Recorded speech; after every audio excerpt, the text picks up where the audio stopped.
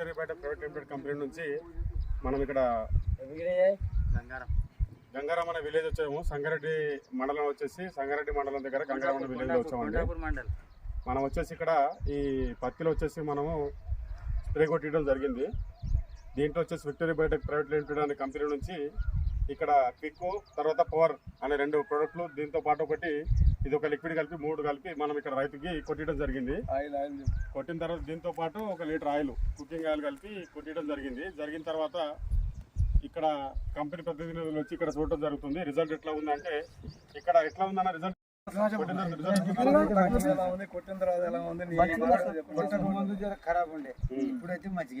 దోమ గానీ పెయిన్ గానీ మసి పెయిన్ గానీ ఏమన్నా దోమ కంట్రోల్ అయిపోయింది, మసి పెయిన్ కూడా కంట్రోల్ అయిపోయింది.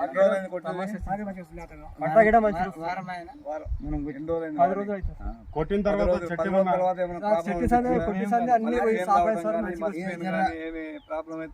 కొట్టినాక సార్ ఫోన్ చేసిన సార్ మళ్ళీ కొట్టక ముందు ఎంత అట్లా ఉండే, ఇప్పుడు కొద్దిగా బాగా పెరిగింది. ఒక 3 పెరిగింది, 3 పైన పెరిగింది సార్. అదగదే పెరిగింది. ఇక సార్ ఫోన్ చేస్తే నేను చూసినాక చెప్తాను. ఎలాంటి పురుగు మందులు కానీ కెమికల్ కానీ ఎట్లాంటి కానీ ఏం వాడలేదు. ఫెంత్రిన్ కానీ లేకపోతే బెంజెట్ కానీ ఇంత మామూలుగా రెగ్యులర్ గా అయితే మనం బెంజెట్ అవి వాడతాం. అట్లాంటివి కూడా ఏం లేకుండా ఓన్లీ నూనె మందులే వాడారు.